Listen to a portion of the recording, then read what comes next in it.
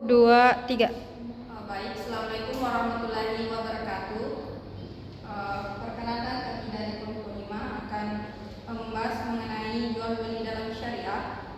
Adapun anggota kelompok kami, yang pertama Mas Mede, saya sendiri, yang kedua Siska Amanda, yang ketiga Sofia, yang keempat Sri Mulyati Senang. Baik, dalam jual beli dalam syariah, landasan ekonomi Islam, jual beli baik adalah aktivitas muamalah utama dalam Islam. Dasarnya adalah Al-Quran, As-Sunnah, dan Ijma. Prinsip utama jual beli syariah mencakup kerelaan, keadilan, dan bebas dari riba. Dalam jual beli dalam Islam, sistem transaksi jual beli yang dijalankan berdasarkan prinsip-prinsip dan hukum Islam, di mana elemen fundamental dan kerangka kerja utama yang membentuk dan menopang sistem ekonomi Islam. Bagaimana jual beli diatur dalam syariah akan mempengaruhi nilai-nilai, mekanisme, dan tujuan dari keseluruhan aktivitas ekonomi dalam masyarakat Muslim. Ini mencakup aspek-aspek seperti keadilan dalam bertransaksi, larangan riba, dan praktik spekulatif yang merugikan, pentingnya kerelaan dan transparansi, serta etika bisnis yang Islami. Baik, untuk materi selanjutnya akan dijelaskan oleh Sri Mulyati. Baik, dan selanjutnya yaitu larangan dalam bisnis syariah. Ada 3 larangan. Yang pertama yaitu murabahah, yakni penjualan dengan margin keuntungan yang telah disepakati atau melakukan kesepakatan terlebih dahulu sebelum berlangsungnya akad jual beli. Barang harus jelas dan diserahkan sesuai dengan kesepakatan yang telah disepakati sebelumnya. Yang kedua yaitu salam, melakukan pembayaran di muka untuk barang yang telah disepakati di masa depan, umumnya digunakan untuk komoditas dan pertanian. Yang ketiga yaitu istisha, di mana pesanan pembayaran yang disepakati secara bertahap, sering dipakai dalam proyek dan manufaktur. Materi selanjutnya yaitu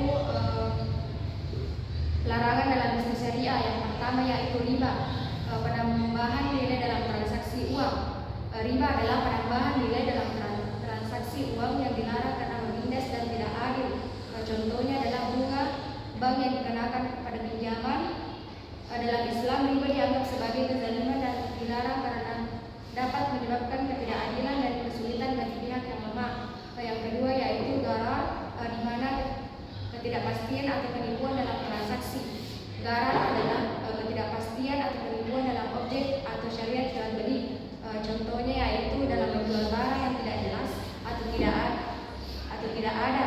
Dalam Islam, gharar dianggap sebagai penipuan dan dilarang karena dapat menyebabkan kerugian bagi pihak yang lain.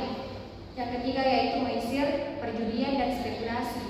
Maisir adalah perjudian dan spekulasi yang merugikan yang dilarang oleh agama Islam. Contohnya berjudi atau melakukan spekulasi dalam bisnis.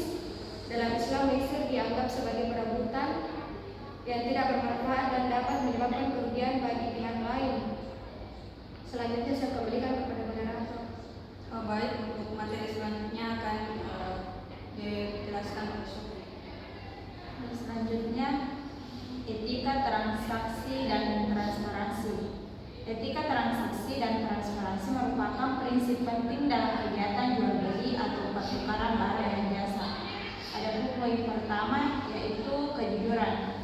Kejujuran menjadi landasan utama di mana penjual maupun pembeli harus memberikan informasi yang lengkap dan benar mengenai barang yang diperdagangkan serta harga yang ditawarkan. Tidak boleh ada informasi yang disembunyikan atau dimanipulasi demi keuntungan sepihak. Poin yang kedua yaitu keadilan. Dalam transaksi juga sangat penting. Kedua belah pihak harus merasa diuntungkan dan tidak dirugikan, serta bebas dari segala bentuk penipuan atau praktik yang merugikan. Setiap transaksi harus dilakukan atas dasar kesepakatan bersama yang adil dan seimbang. Poin yang ketiga yaitu transparansi. Transparansi juga menjadi kunci untuk menciptakan kepercayaan dan transaksi. Semua syarat dan ketentuan harus disampaikan dengan jelas, terbuka, dan dapat dipahami oleh semua pihak yang terlibat. Hal ini akan meminimalisir kesalahpahaman dan potensi konflik di kemudian hari. perlindungan konsumen dan kepastian. Adapun 2 poin penting, yang pertama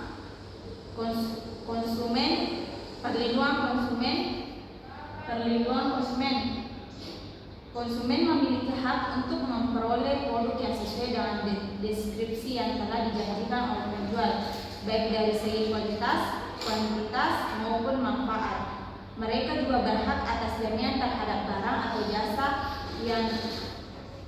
yang dibeli, sehingga apabila terjadi kerusakan atau ketidaksesuaian, konsumen dapat meminta tanggung jawab dari pihak penjual. Poin yang kedua yaitu kepastian hukum. Kepastian hukum menjadi landasan agar transaksi berjalan dengan tertib dan sesuai dengan prinsip-prinsip syariat. Setiap akad atau perjanjian yang dilakukan harus sah secara hukum Islam, yaitu memenuhi rukun dan syarat yang telah ditetapkan, seperti adanya kesepakatan kedua belah pihak, kejelasan objek transaksi, serta tidak mengandung unsur riba, gharar atau ketidakjelasan atau penipuan. Dengan adanya perlindungan terhadap konsumen dan kepastian hukum, maka keadilan dan keberkahan dalam transaksi dapat terwujud. Materi selanjutnya saya alihkan ke moderator. Baik, untuk materi selanjutnya akan dilanjutkan oleh Sister. Baik, materi selanjutnya yaitu inovasi dalam jual beli syariah. Yang pertama, digitalisasi. Pemanfaatan teknologi untuk mempermudah proses akad dan transaksi sesuai prinsip syariah, seperti penggunaan tanda tangan digital, platform e-commerce syariah, serta sistem pembayaran digital yang berbasis syariah. Yang kedua yaitu produk baru. Pengembangan produk inovatif seperti marketplace halal, dompet digital syariah, serta layanan pembiayaan berbasis akad syariah. Tujuannya adalah untuk memenuhi kebutuhan umat dalam bertransaksi secara halal dan efisien. Ketiga yaitu kolaborasi. Kerjasama antara pelaku usaha, lembaga keuangan syariah, regulator, dan otoritas keagamaan untuk menciptakan ekosistem jual beli yang sesuai dengan prinsip syariah dan memiliki daya saing global. Selanjutnya yaitu kesimpulan implementasi jual beli syariah. Yang pertama, akad-akad syariah seperti munabahah, salam, dan istisna digunakan sebagai dasar dalam transaksi sesuai kebutuhan dan konteks bisnis. Kedua, jual beli syariah menekankan larangan riba, gharar atau ketidakpastian, maisir atau judi untuk menjaga keadilan dan menghindari eksploitasi. Ketiga, etika transaksi syariah menekankan pentingnya kejujuran, keadilan, dan transparansi dalam setiap tahap transaksi. Yang keempat, untuk implementasi yang berhasil dibutuhkan pemahaman yang mendalam serta kepatuhan pada hukum Islam agar menciptakan sistem ekonomi yang adil, berkelanjutan, dan membawa manfaat bagi semua pihak. Selanjutnya saya alihkan ke moderator. Baik, itulah tadi materi yang disampaikan oleh kelompok kami. Bila yang bisa minta, Assalamualaikum warahmatullahi wabarakatuh.